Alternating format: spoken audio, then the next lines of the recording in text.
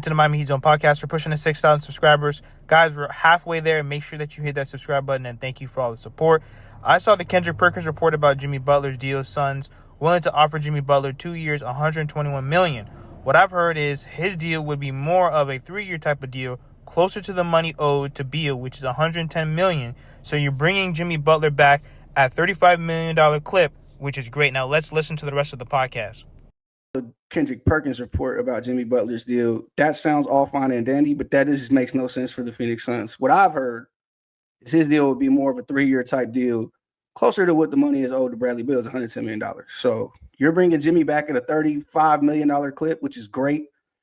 It's great for Jimmy at this age to get 3 guaranteed years at that amount of money. But you're also looking at Kevin Durant, who was extension eligible before the end of the season.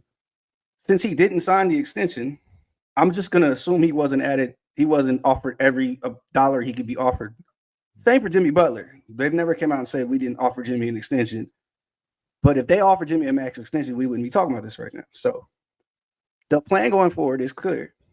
We need Jimmy. We need Kevin. We need them at smaller dollar amounts than they're at now, because we need to get out of this apron. And that's how we go forward. My issue with the Jimmy Butler trade, and this is my last point, I'll get off it at this. A month ago when this all started, you could have saved the Suns season. They were still in contention. They looked like a budding contender, needed a piece. It's an upgrade from Brad. We got some season left to save. A month since, this is the 12th seed. This is under 500 team. This is like, what are we salvaging at this point? We got to do this now. A month from now, when the trade deadline happens, then you got to ask, is it even worth it doing it then? It's not.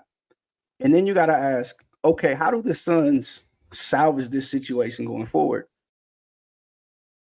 Now, he's right, because especially when you're trying to pay over the apron and all this stuff, that's exactly what teams are trying to worry about. They're not trying to pay way into the luxury tax.